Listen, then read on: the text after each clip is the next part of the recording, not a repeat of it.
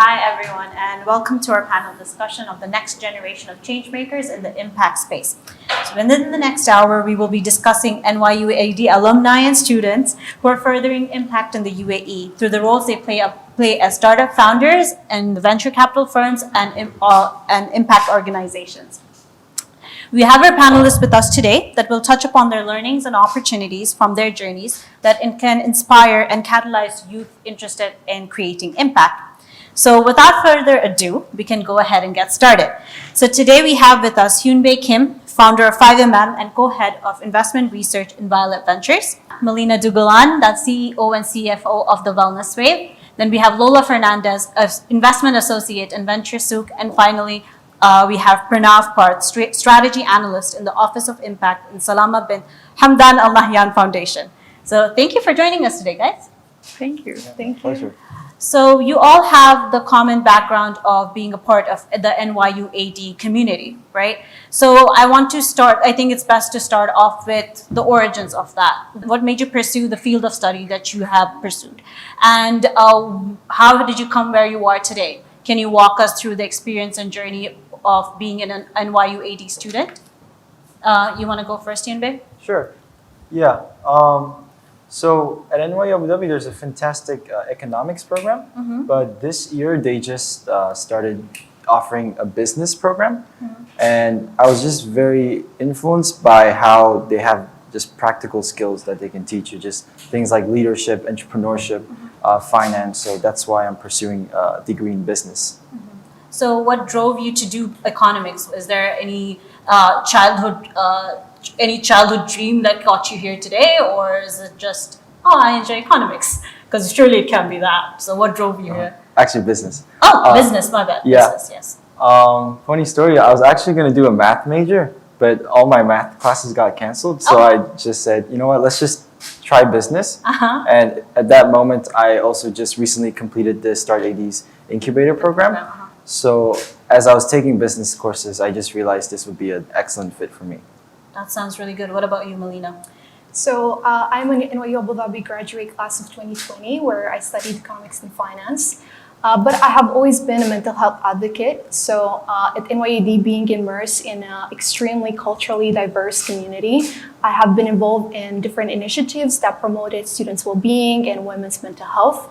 But if I was to choose one thing that I'm forever grateful for regarding NYUAD would be the liberal arts education, because that gave me the flexibility to choose from a variety of disciplines while completing my requirements for my major, which was economics. So I took classes from art history, computer science, psychology, of course, entrepreneurship. So I feel like all these combined have definitely led and paved the way to the current career I'm part of, which is the Wellness Wave. Okay, fantastic. So we have a business major, we then have economics. Lola, how about you? Yeah, so I graduated in 2019 with a degree in economics and finance. Echoing the sentiment, I really enjoyed the interdisciplinary studies at NYU. And I actually, what made me choose this career or seek it was the overall sentiment on every course or every conversation that we had of doing better, like using our skills to just make the world a better place. So when I was pursuing a more traditional finance career, I just sat down with myself and said, can all this money being redirected to a better purpose? And that's how I oriented the rest of my career towards impact investing. And Pranaav, how about you? I know that you and Lola share the background of working in VentureSouq. So would you say you have a similar experience as her?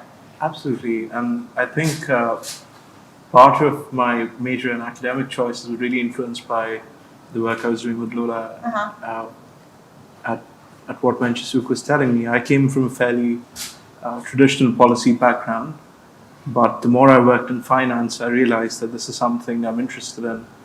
Not because there's anything exciting about finance per se, but I felt there's a method of looking at the world which people working in finance have, which very often informs decision making at the highest levels, be that government, be that financial institutions, as it may. And I felt I really needed to have that skill. So there's the there's the major you choose, and then there's the major that chooses you. So there was a bit of both going on throughout my university career. But except the good part is there was that space at NYUAD to maneuver. You know, we have examples of people eventually ending up with very different majors than they intended when they started school, and I think that's the beauty of the system, that it allows for that change. It gives you that freedom to do that. So yeah. I really love that all of you have had the opportunity of tasting very, very different things in NYUAD, given you were given that opportunity by NYUAD to access so many different kinds of fields, right? And only for you to come here where you are today.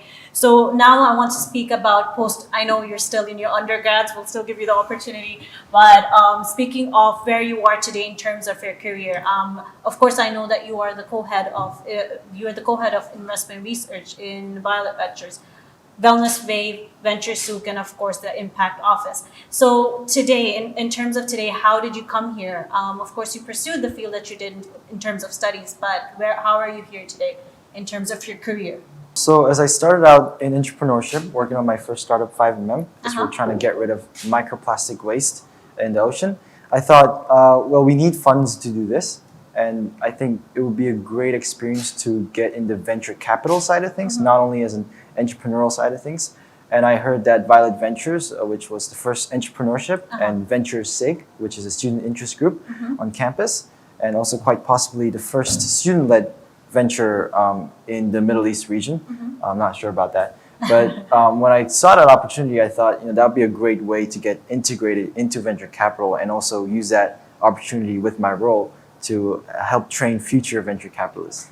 Okay, that's very good and very inspiring as well. Malina, what about you? Yeah, so in my case, I would like to say that I believe that COVID-19 has definitely had an impact on everyone's well-being. So in my case, getting my first full-time job, and I've been put into this emotional roller coaster. So, from a very comfortable and safe space in university, I was put into this realm of uncertainty and chaos due to the pandemic. So, that led me very quickly into a burnout. I was not productive, and instead of seeking help, I was actually isolating myself from, social life and so on. So that was the moment when I felt like I needed help, and I started talking with my peers, with colleagues, and I realized I was not the only one. I was not the only one going through this kind of emotion. So, that put a question mark in my head. I realized there is definitely an issue with, the access to bespoke wellness resources in corporate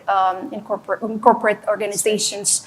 It's very shocking to think that 1 in 2 employers in the UAE, they do not have any access to a wellness system. They don't have any access to wellness system in place, let alone holistic and personalized system. So that was the moment when I realized there is a problem. So regarding the steps specifically, what I did to, that led me to my current career path would be, I gathered a team that I thought will help me drive forward this vision. I wanted to transform this from merely a concept to a minimal viable product. So that was the moment when I applied for the intervention program that we're currently part in, and we're representing the intervention program here. Under the guidance of startAD and the industry experts, we are able to transform this from a concept to something that will have hopefully a long-lasting and measurable impact down the line. Definitely. I think it's not a very, the journey that you mentioned in terms of how you felt during COVID, during the pandemic, during a lockdown. I think it's a very familiar story with all of us. I don't think it's not unique in the terms of what we face, but definitely unique in terms of what we can do for the future. Absolutely. So that's a fantastic point. And you, Lola, what would you say for yourself? Well, my story is pre-COVID. Okay, you're one of the lucky ones. Then. Yeah, I'm one of the good times. But now I'm looking forward to the even better times with all these conscious entrepreneurs, right? So I ended up at VentureSouq after different internships that I did. I realized early after interning at an NGO and measuring their impact how powerful entrepreneurship is, but how cash-starved NGOs typically are. So I went totally the other direction, and I said, you know what? Let me be an investment banker and like get rich, solve the world later. And then I did it, and in my senior year, I had the job, pretty much everything lined up, and I realized that no, there could be some other way how to optimize money and the output of it. And that's how I arrived to technology, took a couple of classes on technology, entrepreneurship, innovation, and I started interning for VentureSouq when they didn't have any glimpse of impact on their website.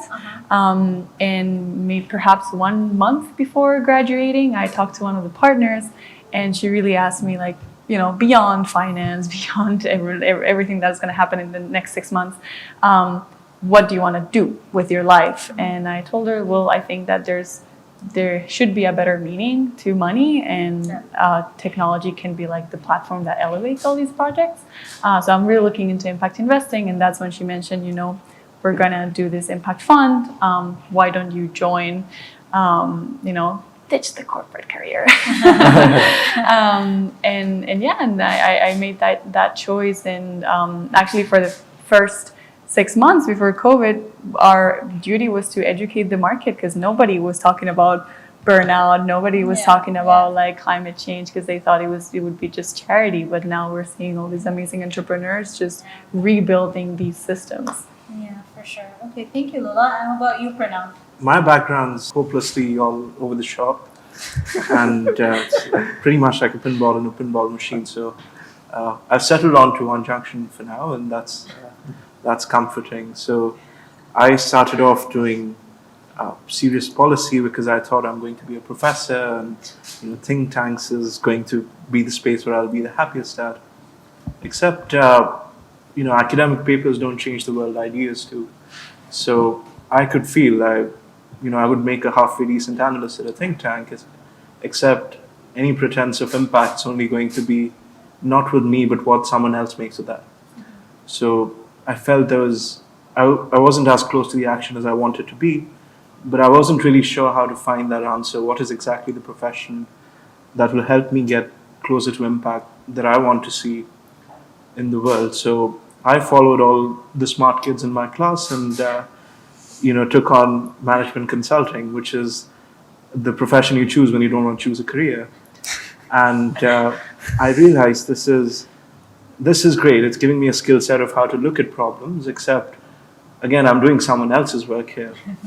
So I was fortunate to meet Lola at the time, who was talking to me all these amazing things about impact, and that was an aha moment. I was like, this sounds good. I could see myself doing that. So what was a year and a half of learning with Lola and with the fund, really understanding what impact investing is, what venture capital is. And I think at some point I realized that even within the VC sphere, you need to put your foot down, that of course there's impact to be made everywhere, and people do it in their own different ways, have a different investment thesis.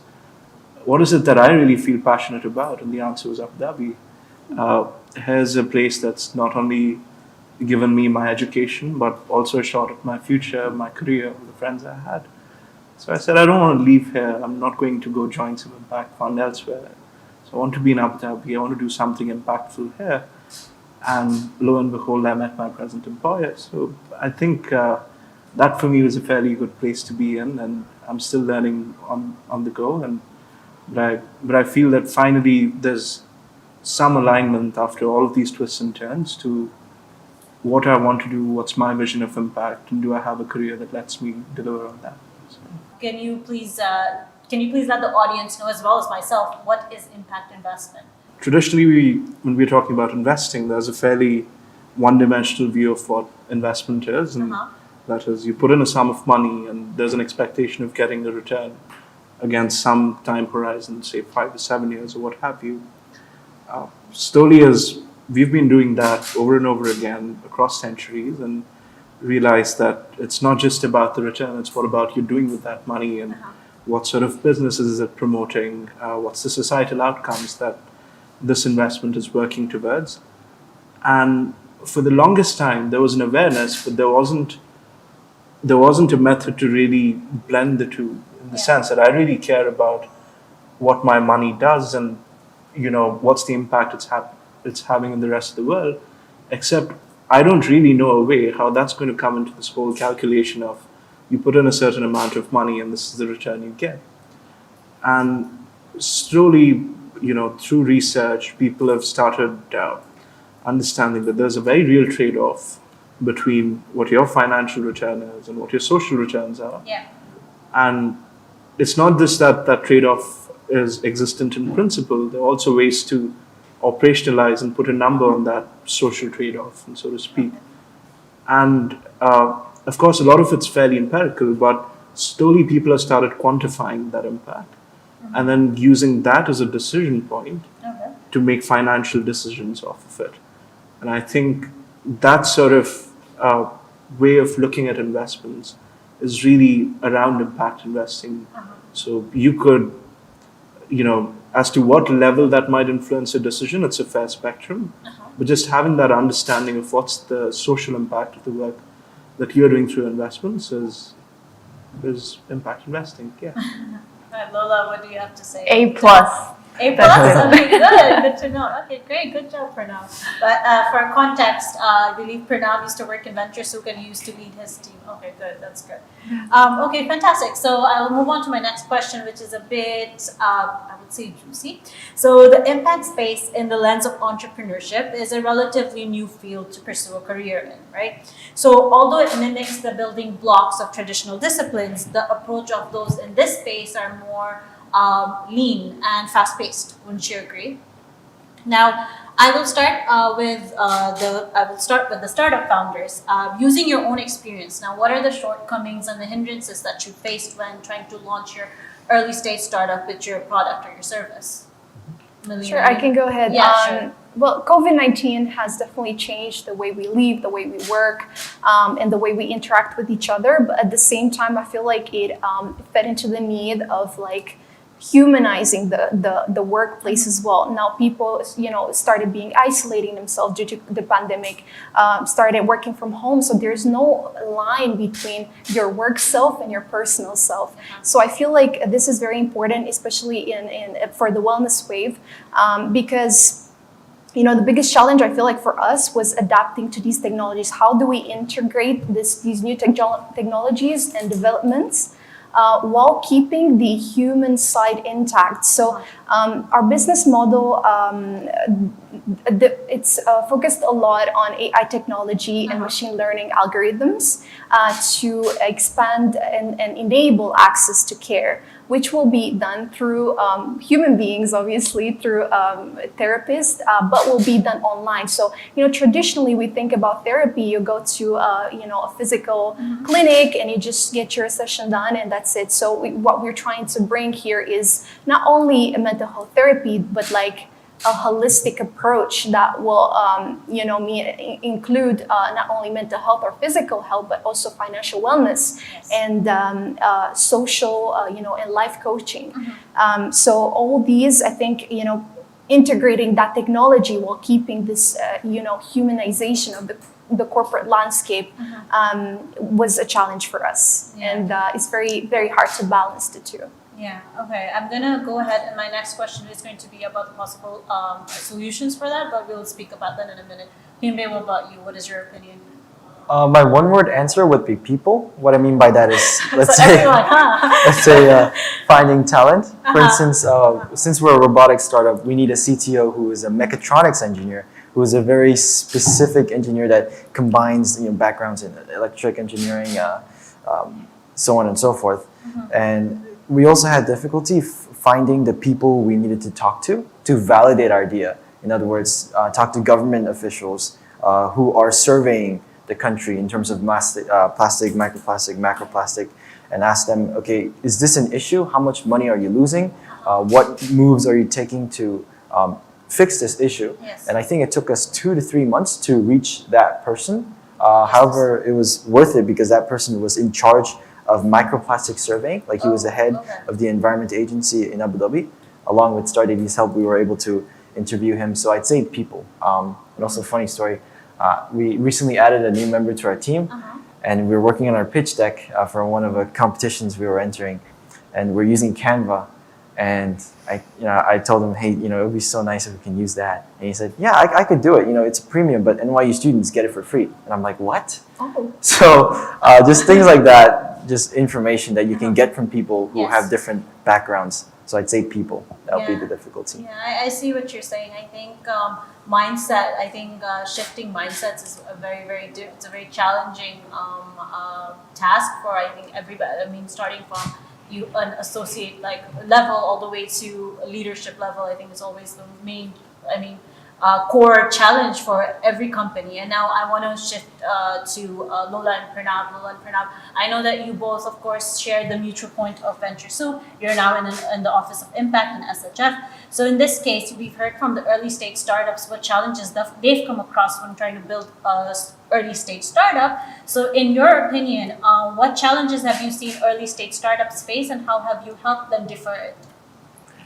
Yeah, I think we have a portfolio of over 200 companies, so we have come across a lot of different problems. I think at the very core, in the pre-seed to seed stage, is just getting a very clear narrative of what you do, and that tends to be a little bit more difficult for companies that focus on deep tech or some sort of hardware component, in a way that you need to make it in a very plain, simple English, to make everyone understand what you're doing, what product are you building, right? And we worked with our food tech companies and our biotech companies in trying to say, okay, I know you're doing synthetic biology with all these terms, but can we break it down and make it easy for not only me as an investor, who will clearly have a much more better time doing due diligence, but also why can't you do it for the commercial officer that is going to review your project when you're selling it to big pharma, for example, or why can't you do it for talent, right? How do you attract any person to understand your idea and join your vision? So I would say working on the narrative has been very important. So identifying the problem at hand. Would you say that? Yeah, Pranaav, do you agree?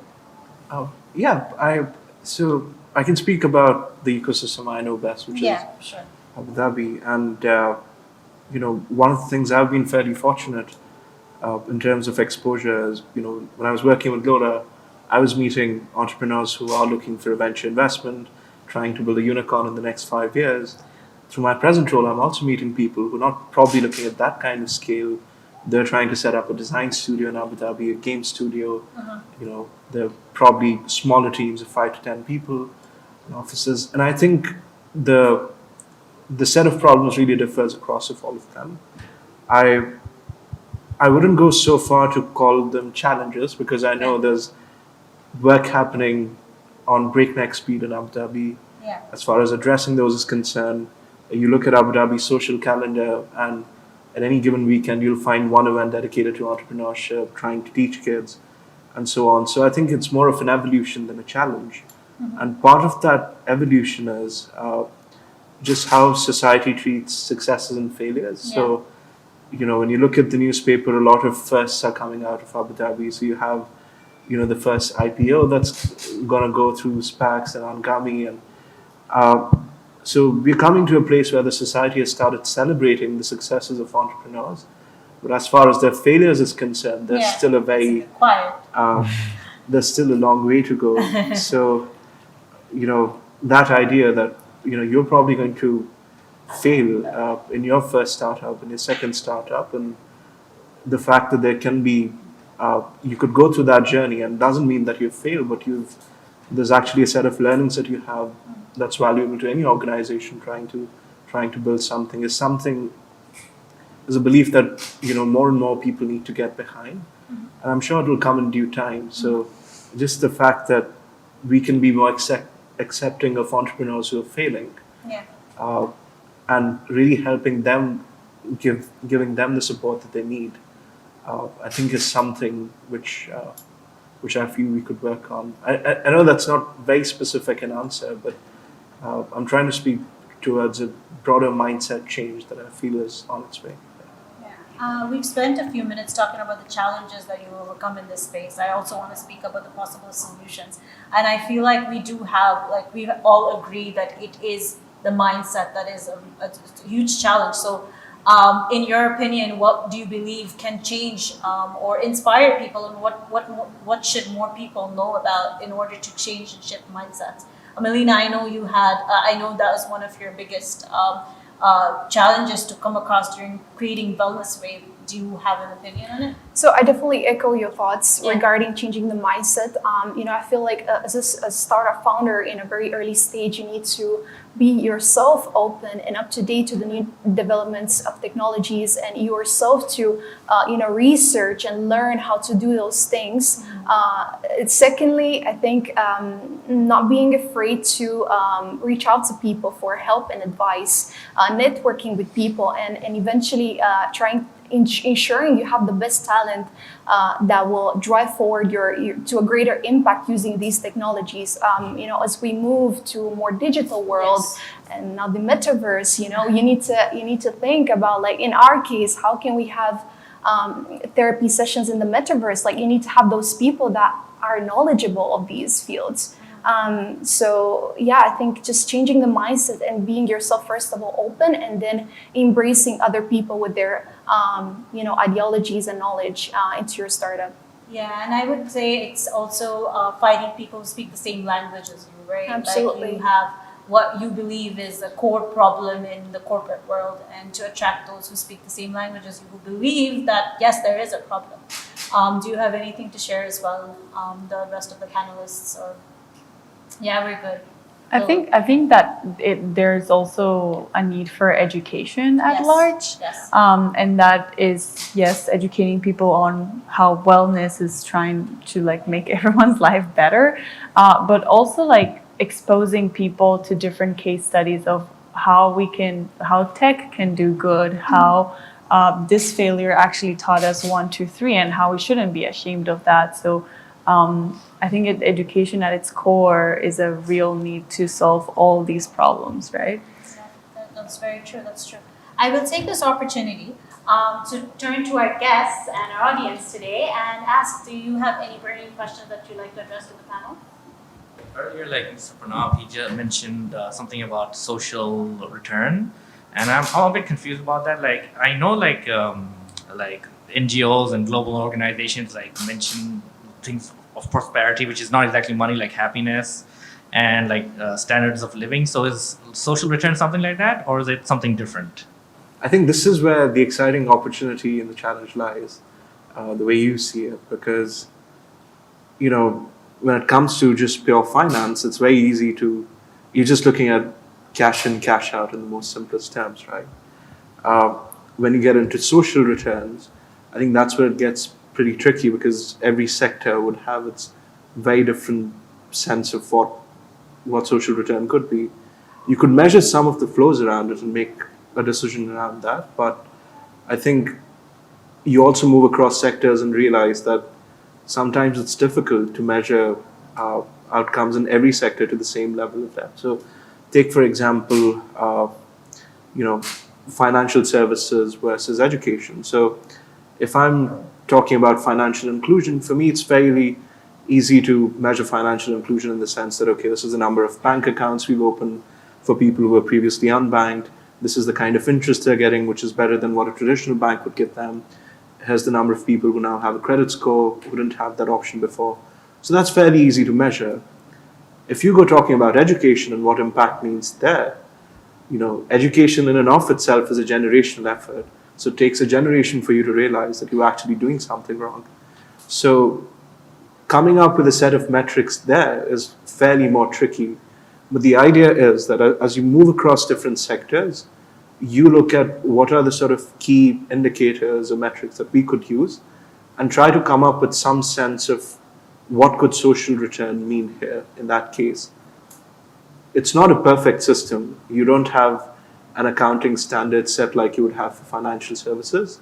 But that's also where opportunity lies, that sometimes as an investor, what you can give to a startup is better ways of understanding impact, or teaching them that this is how you should be looking at impact. So I think there's a lot of legwork and opportunity there for people to learn and grow. But that's broadly where this whole social return universe is headed to. Yeah.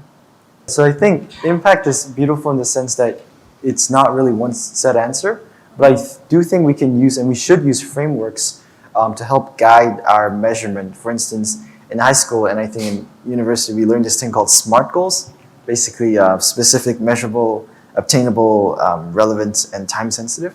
That's just one example. And you can use that framework to measure pretty much, I think, any type of impact you do. And to follow that up with a tangible example. So I love working with migrant workers.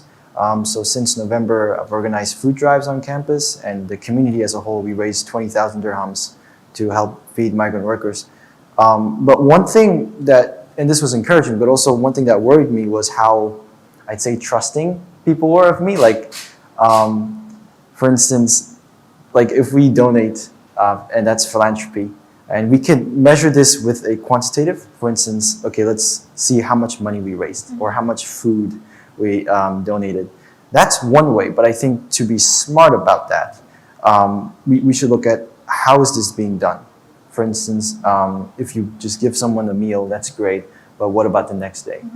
So are you integrated relationship building so you know what their needs are, maybe connecting them with other people who can help you, things like that. So I think we should definitely be smart about impact and have those frameworks to guide us to measure impact. Yeah. And if I can just add to that, that applies to the impact ecosystem, but it goes beyond that, right? I think we all know in this room that like all companies and everyone produce some sort of impact, whether it's good or bad in the world.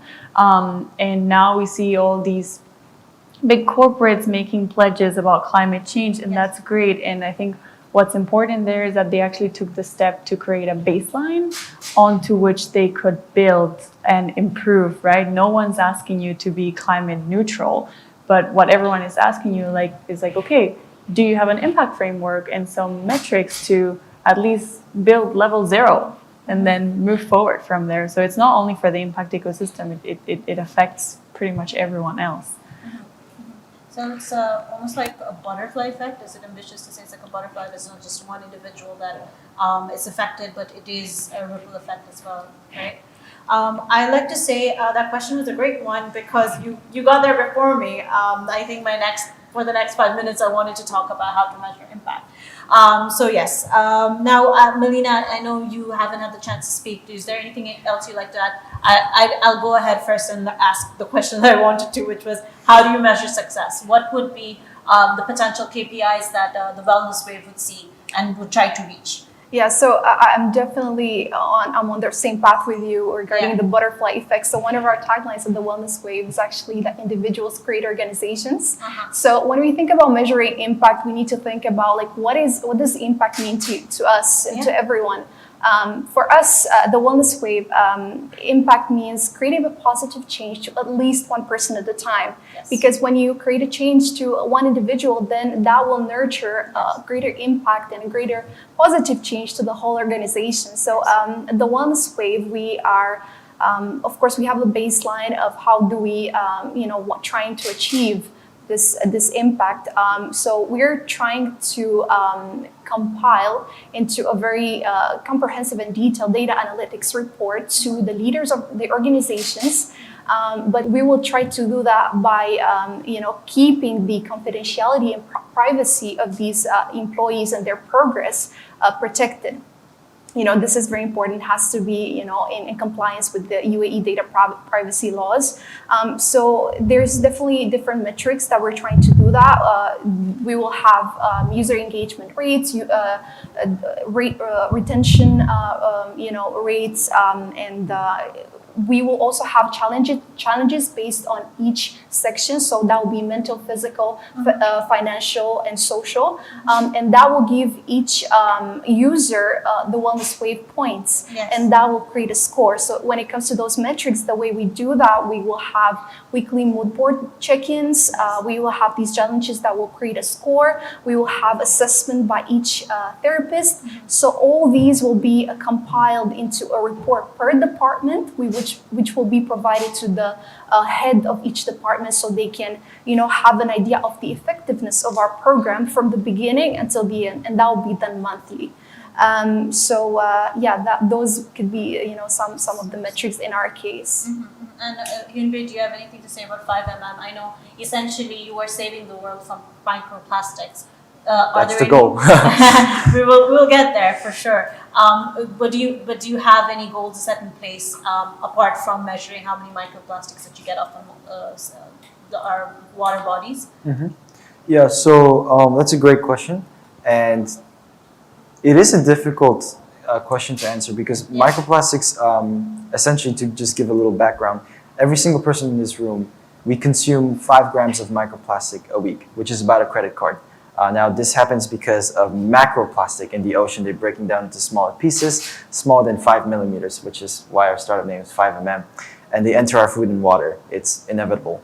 So what we're trying to do is develop drones with the university to get rid of the microplastics from the source. So prevent them from washing up on coasts because they accumulate there, and prevent all the nasty things that can occur afterwards. But it's very difficult to track that. For instance, microplastics have been found in babies, right, in the womb, and they have been found to lead to forms of cancer. So it is very difficult to say, okay, we have saved 5 people from lung cancer today, or something like that. So I think measuring how much microplastics we have collected would be a very easy metric, but we're still working on trying to define other metrics that can measure our impact and success. That's fantastic. Okay, so I know we've spoken about success metrics. I think I'm going to echo what Pranaav had mentioned about highlighting failures as well. I feel like in this space, as optimistic as we are, we don't often speak about the mistakes we've made or the failures that we faced, right? So I'd like to ask all of you, what are the mistakes you faced coming across to today? Is there anything you've learned from, and can you reflect on that? Yeah, go ahead, Malina. Well, reflecting as a fresh graduate in transition and a fresh graduate in the workplace, it's hard to ignore, how people are balancing their work-life balance. So after we identified the solution, one of the biggest mistakes we have done, me and our team at the beginning, a very early stage, would be, it was the fact that we created a solution based on what we thought the customer needs. So obviously, under the guidance of startAD, we are already, doing our customer research and the interviews, so we can, gather the insight and exactly what our target audience needs, so we can incorporate that into our final MVP. So, this is a common mistake, but we have done that because we're not educated in this field. Yeah. We thought we are the target audience, but yeah, we are, but we were just part of it. We were not, the full spectrum. So, I feel like learning, what your customer needs before creating the MVP is extremely important. Yeah, I think, for sure. Indeed, for a bit more context, startAD programs, we always highlight that for our youth, on our youth track, is that one of the first things we learn is that do not speak on behalf of the customer. You don't know what the customer is going through. Act like you don't know. You actually don't know. You have to ask many, many questions to learn what they are facing and what is their value and what are their problems, right? So thank you, Malina. That's a fantastic point. I think we often judge too quickly and make up a solution before we know what the problem is. Absolutely. Right? You agree? How about you guys? I know we're going to speak about the investment space in a bit, but how about you, Hyunbae? What do you agree with Malina? Yeah, I agree partially, and I'll build onto that. And thank you for the great question. I saw somewhere that it's important to read books because you learn of the failures of others, and I think that's what hopefully we can deliver to our audience today. In terms of very specific, like entrepreneurial mistakes, I'd point you to YouTube. Just search up common mistakes. entrepreneurs, but let me give you an unorthodox answer that you may not hear from elsewhere. I think a common mistake I've been continually making, and something I'm still working on right now, is not to take certain things way too seriously. So I've been participating in 2 pitch competitions for the past 6 months. I remember sometimes like I would just get really nervous, can't sleep, and miss time with my family and things like that. Because oftentimes, for instance, I was working on my pitch deck during New Year's, and also on my birthday and on Christmas and all these events. So the wellness wave would come to use now, huh? Yeah, sign me up. So I'd say don't take things way too seriously. You should work for it, but yeah, like if you don't get that internship, if you don't win that competition, don't worry about it. Yeah, you're gonna be fine. Yeah. You're gonna be fine, everyone. How about you, Lola and Pranaav?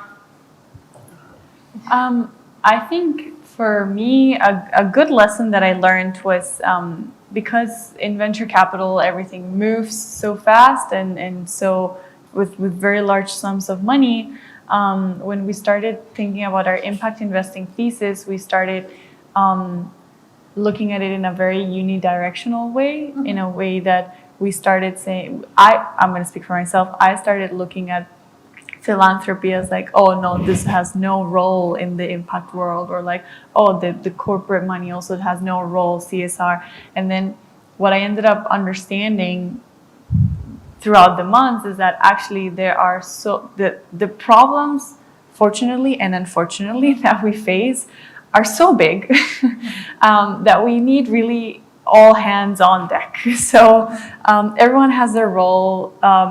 VC is not going to solve the entire world. We can solve part of it. So we need all the different players to contribute with all their resources, financial and non-financial resources, to just move forward. And Pranaav, do you have to add on to that, or do you agree? Yeah, of course.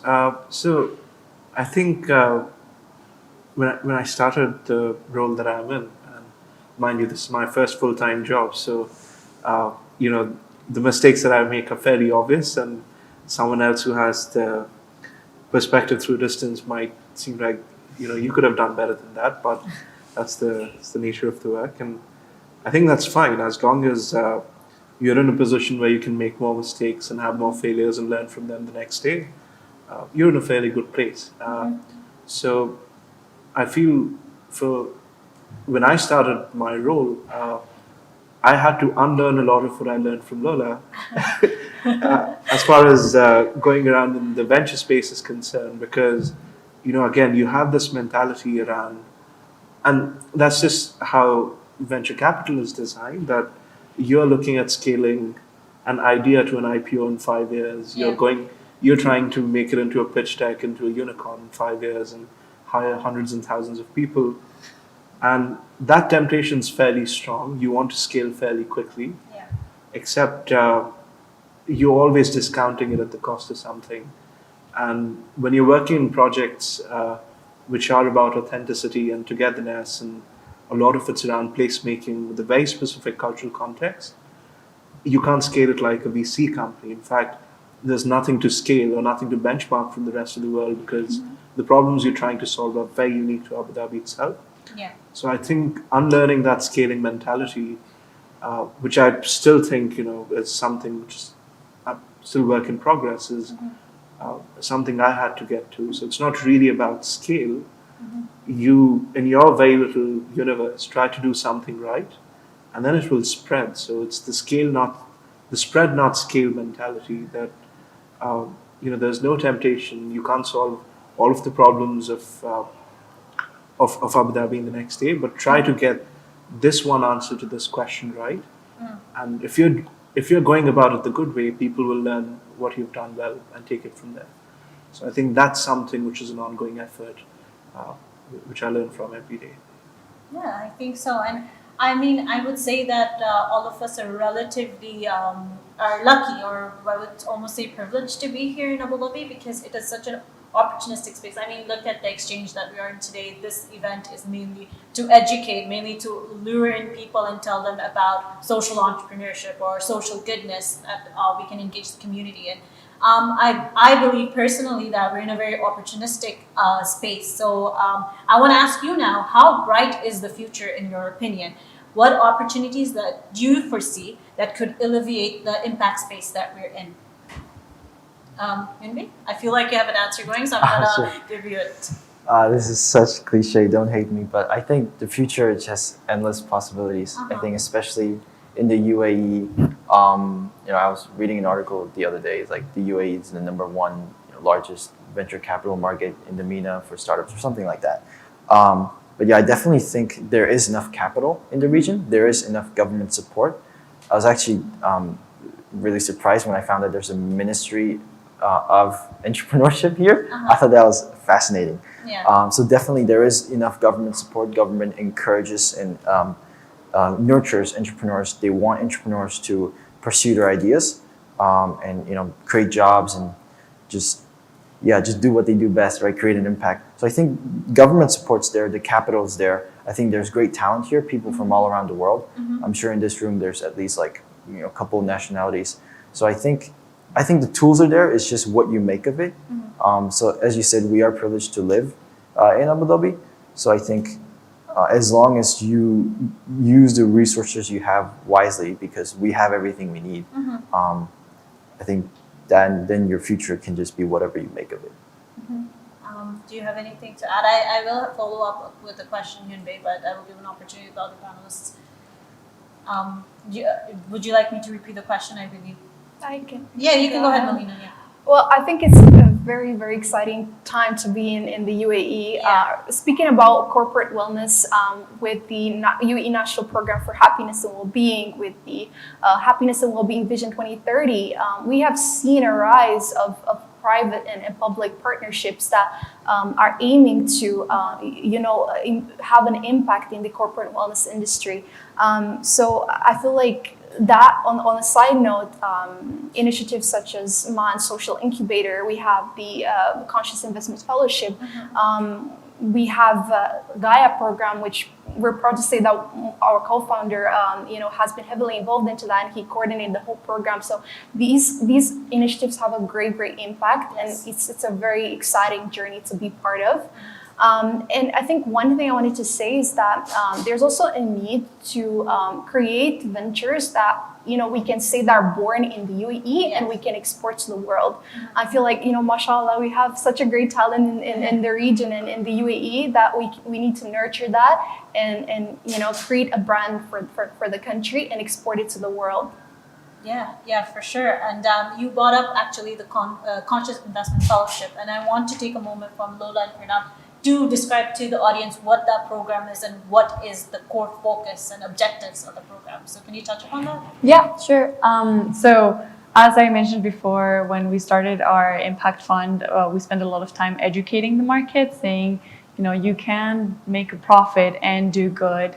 And we saw such appetite in the market to just learn more about impact investing that we partnered with startAD to create the first pan-regional fellowship that would educate different stakeholders as to what impact investing is. And it was very important for us that it was a pan-regional initiative. The space overall is very collaborative. There are no sharks in the space.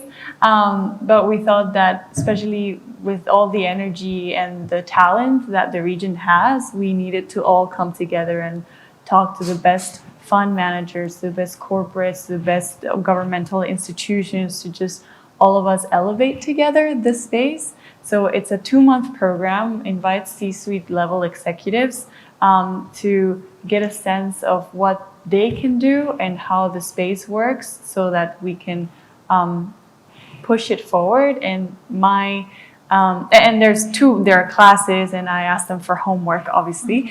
But the goal there is for them to get out of the fellowship with a clear action plan. Yes. Whether that's crafting your own theory of change or moving it forward to like an investment thesis. So that, in 1 year's time, we can ask any of the fellows and say, okay, what have you done in this year? And people have actually been doing great stuff. We've had people change their jobs.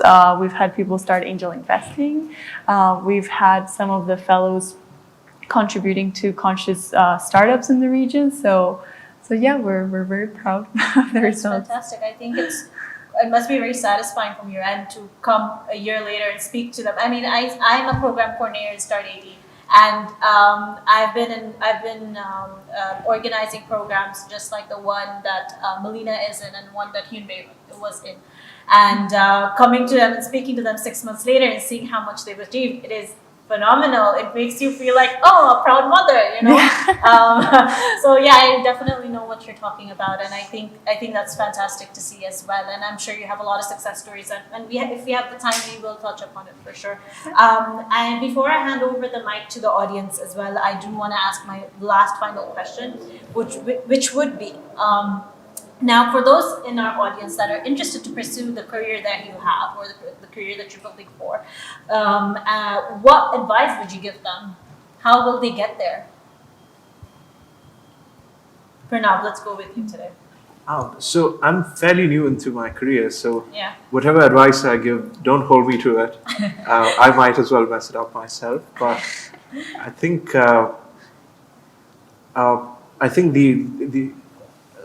the idea is, have a very clear sense of what you want, and sometimes you might not get it right at the first go, and that's perfectly fine. But as long as you keep hitting your head against the wall, something will show up. So, and you will only get to that realization the more experiences you chase. So back when I was in college, I mean, not to brag or anything, but I wanted to make sure that I had an internship lined up or an experience lined up every single day through college. I might not be enjoying it, but the more of these experiences I did, the better sense I had of what I really wanted to do with myself. So, as they say, you get closer to the right with the more wrongs you see. So I think a lot of us are in that space where we have a philosophy of what the world is, there's stuff that we're really passionate about, and then we look at careers which we don't feel really give that space for all of that thinking and passion to come up. And sometimes that might be your first job, and that's fine. But as long as you have a clear vision of the way you want to see the world, you will push for that regardless of your profession or space. So I think just chasing those experiences to be any wiser and having more clarity is something I'd push everyone towards. I would say after you have a clear vision of what you want to do, Yes. Try to take an internship into that space, because the entrepreneurship landscape, it's very exciting, but it's also very fast paced. So you need to experience that firsthand to realize whether that's the environment that you want to be and the environment that you want to excel in. Obviously, that has a lot of benefits in terms of practical experience. During my time at NYUAD, I also interned with various startups. So that really, really helped me, and I incorporate those learning into what I'm doing today. That's great. What is the startup that you were in, and what did you? So I did an internship at the prop tech startup. That's why, after graduation, I got my first full-time job in real estate, and that was one of my passions. Okay, fantastic. That's So, really yeah. great. So you took it is also to learn. To put yourself in uncomfortable positions and learn what you actually like to do and pursue that for the remainder of your years. And I think, Pranaav, you touched on the fact that it's ever-changing as well. It's not something that will stay constant or consistent, but I think that's the beauty of life. Everything's always changing, and there's something to look forward to. Hyunbae, do you have anything to add with Lola, maybe? Great question. Great answers. I would try to gear my answer towards more maybe people my age, so maybe recent high school graduates or university students. Yes. So I love talking to students just to see what's going on. And the common answer I hear is that they don't know what they want to do after graduating or their major, and that's completely fine. Psychologically speaking, your brain changes the most when you're 18, so it's perfectly natural that you have no idea what you want to do. But as Pranaav said, keep pursuing opportunities. Yes. So if you're interested in finance, talk to alumni in finance. So ask them what finance actually is. And I would also recommend the same thing for those considering tech, so computer engineering, computer science, because oftentimes these majors, they require prerequisites. So by the time you're actually discovering your major, Nice. your sophomore, junior. And by then, if you realize, okay, engineering is not right for me, you're already almost graduating. So I have students that are graduating with engineering degrees, but are working, coming back to the universities to help, so to work at like Student Life, for instance, to help students, work with students, mentor students. So I'd say school's great. You can find out what you want to do in your career in school and the courses that are taught to you. That's awesome.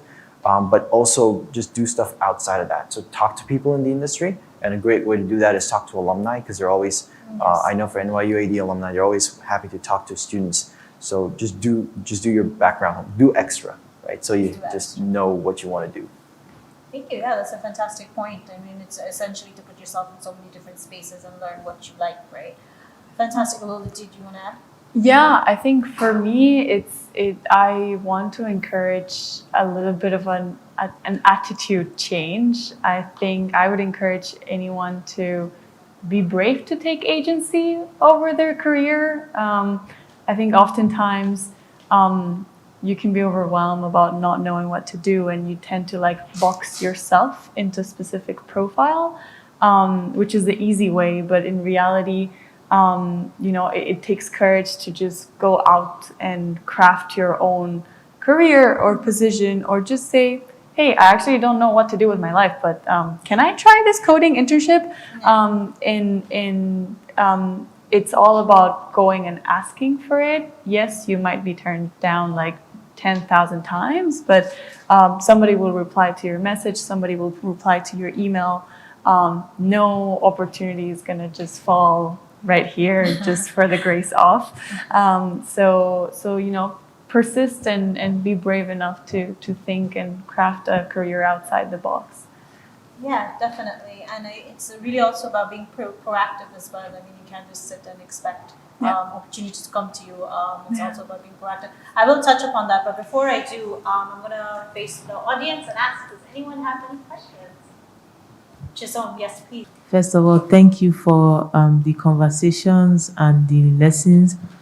So my first question is, we talked a lot about the context of the UAE.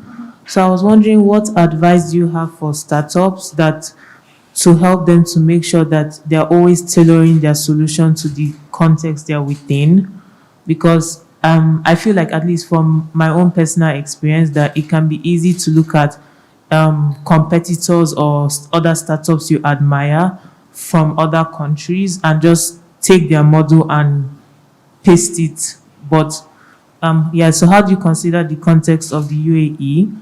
And my second question is, in your opinion, do you feel like there is a stage that a company will get to? So not even like a unicorn, but just a stage they will get to that it would be hard for them to be social impact at the core.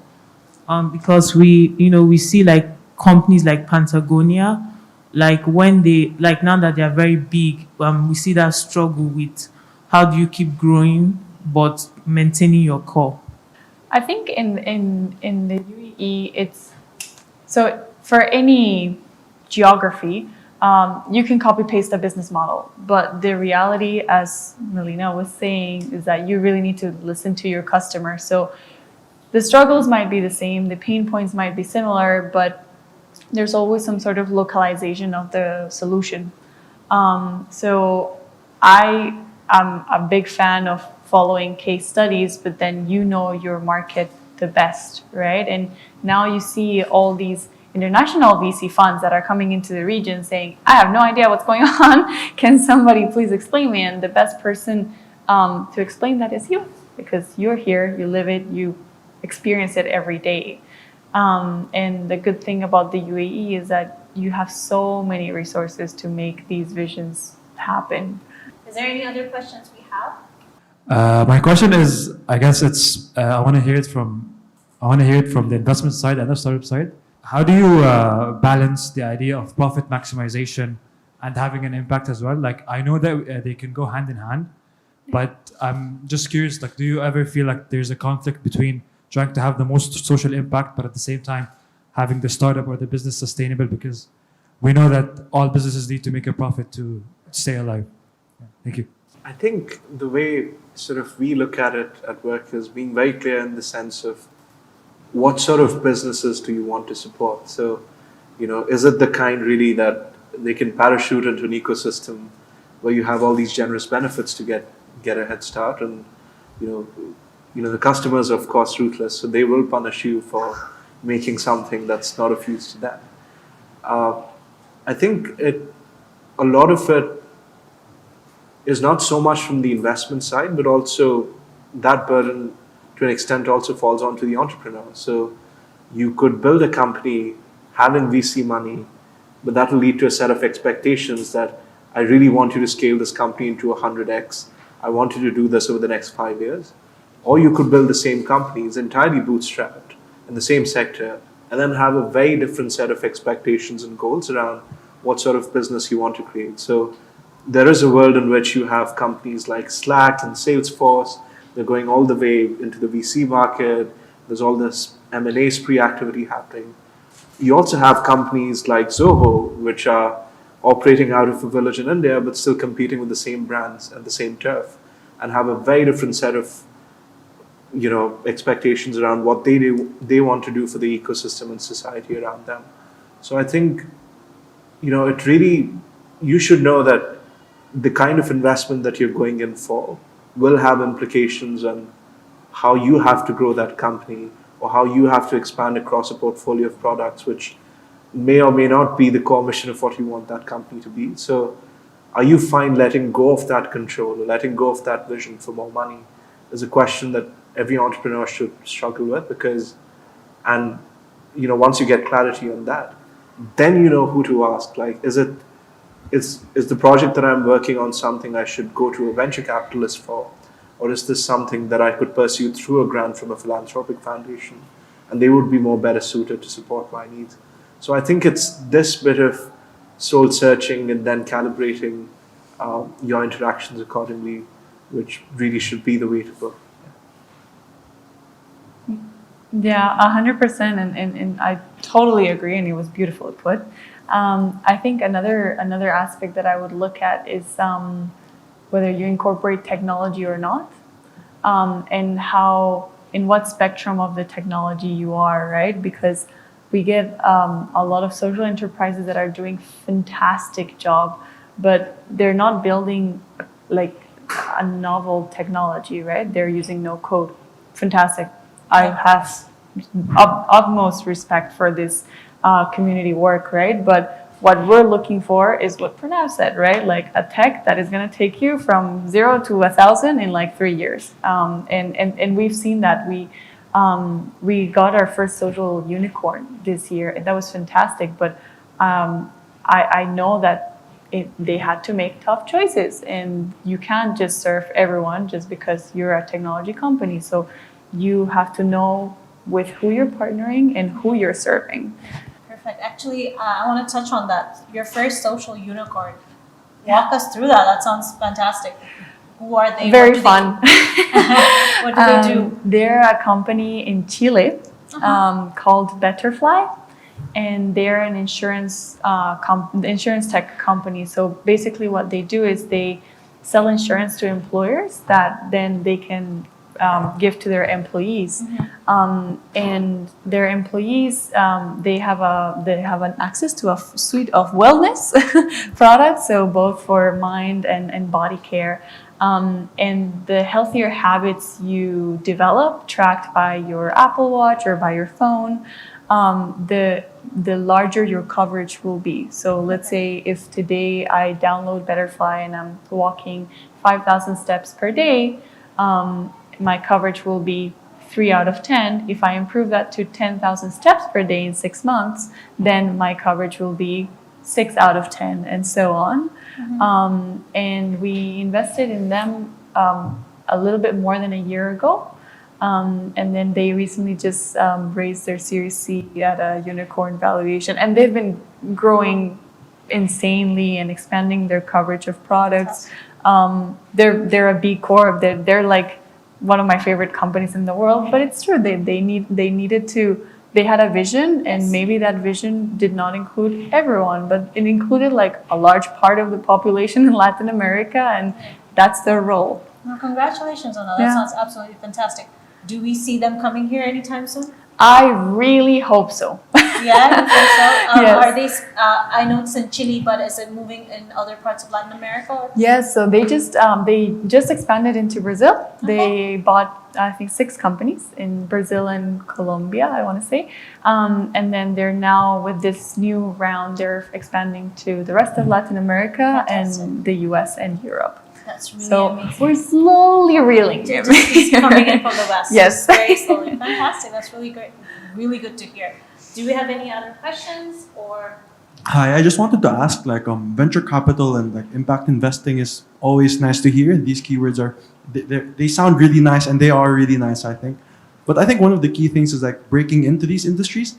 I think there's still a kind of barrier, a glass barrier in the sense that's slightly translucent. How would you say is a way to kind of break into these industries particularly? Yeah. I think you're right, and it was very difficult. Probably more before COVID. I remember when I joined VentureSouq, everyone was asking me how did you break into VC from university? Usually you need private equity experience or banking experience from 6 years. I think now it's much more accessible. Give or take, it depends on the ecosystem, but I think it's much more accessible. The reality is that there's been a lot more funding into the ecosystem, and now people are hungry for talent. So whether you're in the startup side or in the investing side, every week we see different funds, different startups raising money. I think I have been advising a lot of people to just start reaching out directly to people that they really admire, to see if they can get involved. And maybe, it doesn't need to be a full-time job. Maybe it's okay, let's do a research project together, or I have a friend who writes a newsletter. Let me interview you and try to expand that coverage. So it's about persistence and trying to find your role there. Mm-hmm. Yeah, if I could just add on to what Lola said. Thank you for your question. Essentially, what Violet Ventures is doing in NYU Abu Dhabi, we're trying to basically tackle that challenge head on. Tangibly, what does that look like? For instance, we have an 8-week training program for analysts. So we walk anyone who apply to go through that process, and we teach them the fundamentals of venture capital. So fundraising, just everything about venture capital. So after they graduate our 8-week program, they can either work with us, the SIG, and just help us form investment memos, which we then pitch to our partner organizations. I think VentureSouq is one of them. And yeah, in doing so, get VC experience in school from a club, which is, I think, very unorthodox. But yes, adding on to what Lola said, I think tenacity and but practically from a student's perspective, one way you could do that is join a student initiative like Violet Ventures. Speaking of Violet Ventures, we can also tell, I'm sorry, we didn't catch your name. Okay, so thank you for joining us. And actually we have, I know that you're an NYUAD student. Yeah, fantastic. So Violet Ventures and startAD is having our first collaborative session on March 24th, 5:30 p.m. And we love for you to join us. So you can get in touch with us about the details and we'll send it through. So please join us, yeah? It'll be about fundraising 101. So that's for everyone, actually. Fantastic. So great. I don't think we have any more questions, do we? Okay, cool. I think we're doing really great. I feel like it was a very insightful session, but I do want to go back to what Hyunbae had mentioned, our books and YouTube videos. What are books that you've read that have inspired you to continue, or YouTube videos, or sessions, or courses, or etc. that you all have touched upon that has continued to move you in the direction that you are? Mm-hmm. So one book that my mentor from startAD recommended to me is Disciplined Entrepreneurship. I think that's a great starter for anyone thinking of entrepreneurship. I'd say try to integrate entrepreneurship or VC into your life. How do you do this? Maybe read news articles every day for like 10 minutes, not a big commitment. Just find that time in your schedule to read about entrepreneurship. And you can do that through databases that are available to NYUAD students like PitchBook. And every once in a while, companies release reports like the startAD's report 2021 report. And you can read through that and maybe take online courses as well. There are free ones for students. Coursera, right? They have some on entrepreneurship. They have some on venture capital. If you want to get really technical, like DCF, WACC, so on and so forth. YouTube, I think you can. The great thing about YouTube, and I love it as an educational resource, is because the more people like it and the more people see it, it goes at the top, and the more related to your keywords. So inevitably, you are left with videos that are high quality. Yeah. So anything you have, so I think first you have to start to know what you have to know, which you can do by reading, for example, Discipline Entrepreneurship, or going to YouTube and just, I don't know, searching like basics of entrepreneurship, something like that. So you know what you have to know. And then let's say really the fundraising part of VC really speaks to you, then focus, like delve deeper into fundraising. So I'd say that would be a great start. That sounds really good. Do you have anything to add, the rest of the panelists? I have 2 key books for everyone here. The way you're saying it with confidence, I'm Yes. sure everyone's going to say it. Yeah, go ahead. No, there are 2 books that at least have shaped a lot the way I think in the past 2 years. The first one is called Invisible Woman, and it's by Caroline Criado Perez.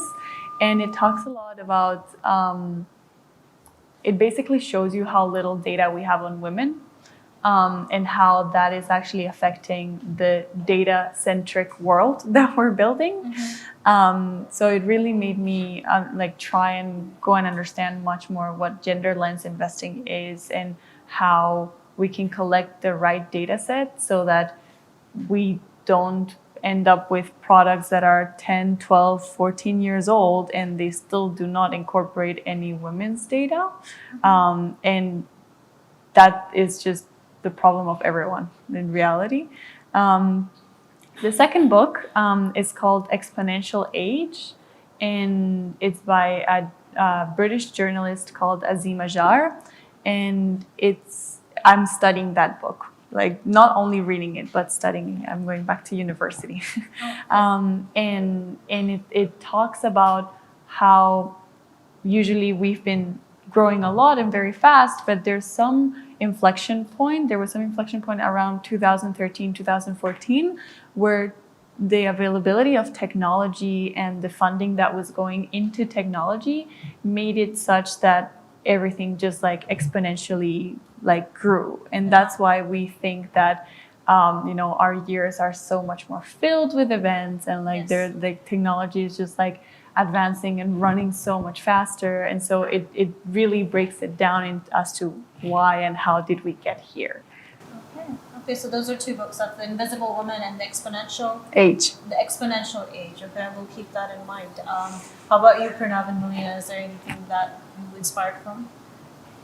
So I would say, like, other than books, I think you need to realize what works for you when it comes to absorbing information. Yes, for me, what true. works for me, it's listening to audiobooks on Audible. But other than that, I think for me, the most important thing is listening to podcasts and learning from their experience and absorbing that information through interviews, podcasts.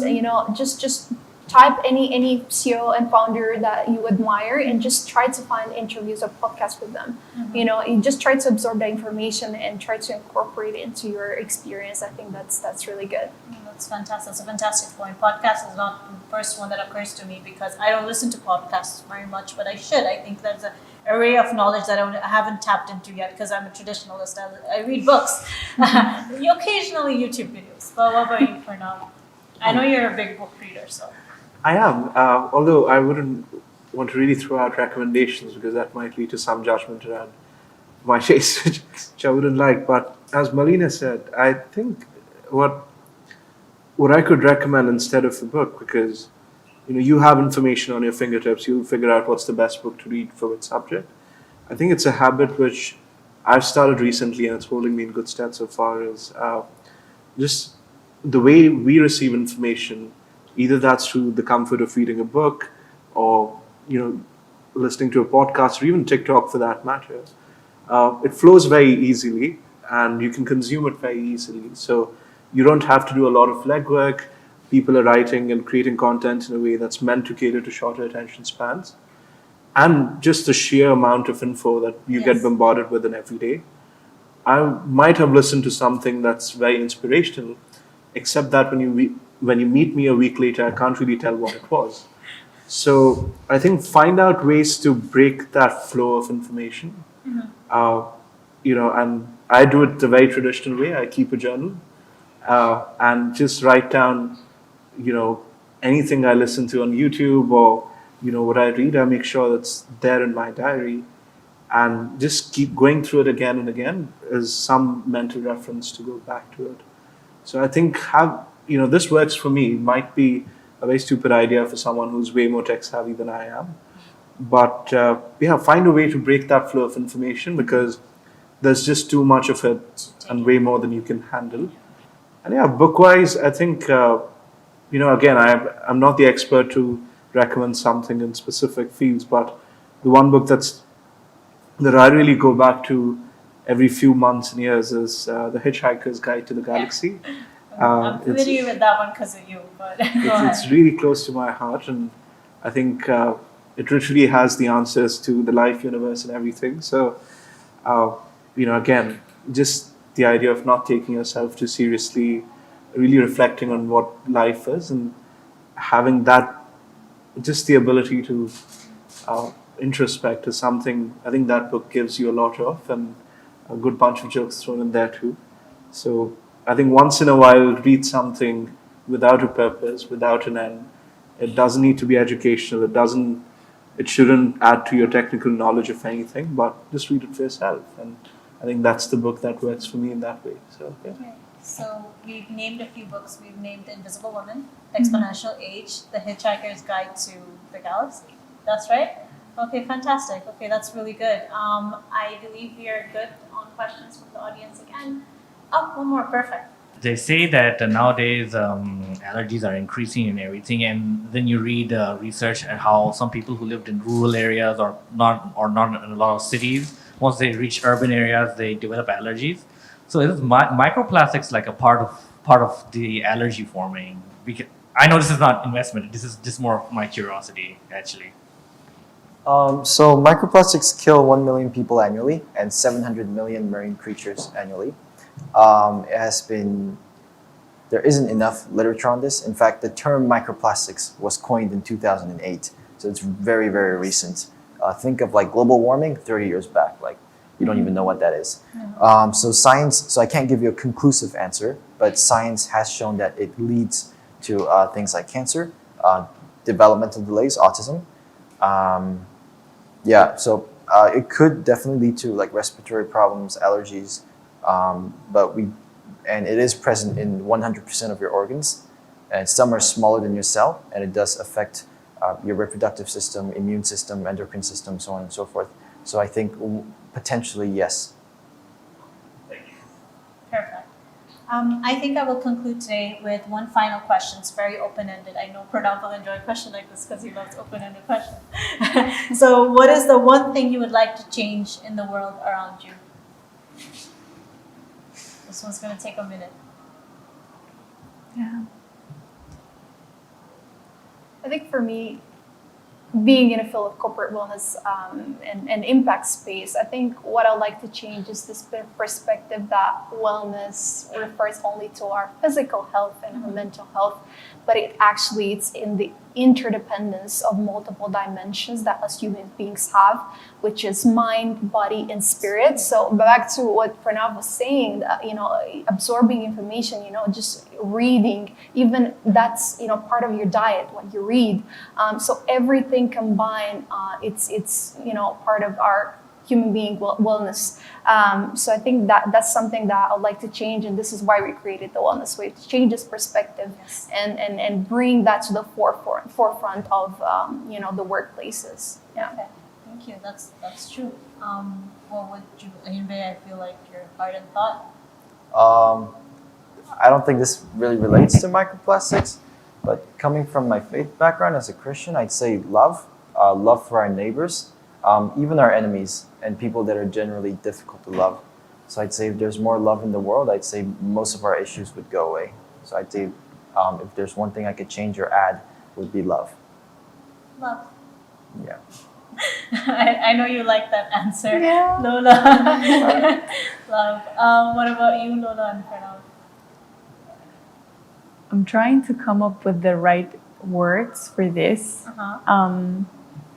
But I would like to change the sense of like letting things be the way they are just because we don't have agency over them. Okay.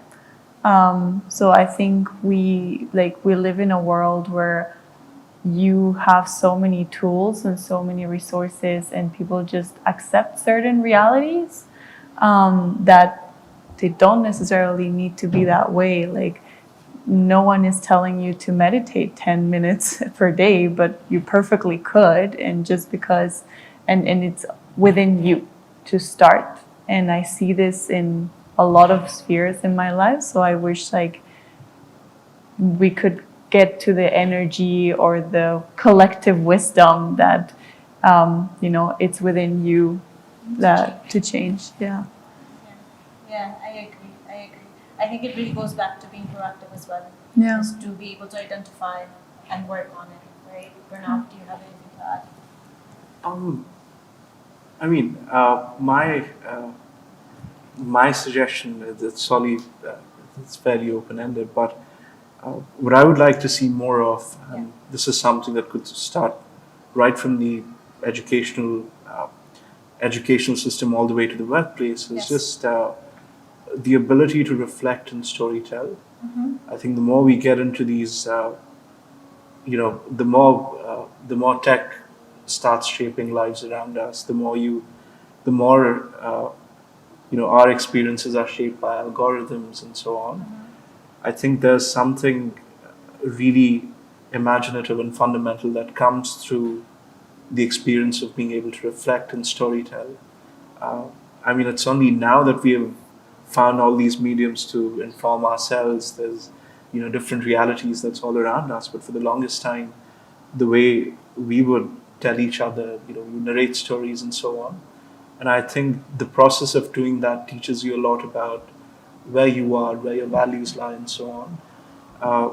I think there's no subject for that. There's no class for that. There's no KPI for that in workplaces most often. Yeah. And I think we only realize these things when something goes massively wrong. Yeah. We feel that there's somehow a compromise with principles, but what principles are we talking about if we never really had the time to reflect on it? And then, of course, you need to have consultants who come out and do a collaborative session when this is something you could have done all along. So I think just that muscle, just prioritizing this ability to reflect and putter and so on, I think is something we need to make more space of, because that's something we are losing control of the more tech we have around us. So, yeah. Okay, so reflection, willingness to change, holistic wellness, and love. And there you have it. That's the big formula to change the world for a better place. So thank you everyone for joining us. Thank you, panelists. It was fantastic having you on. It was such an insightful session. I learned so much. I bet the audience did too. So thank you for being here with us and making the change that you do in the impact space. Thank you. Thank you for having Our us. pleasure.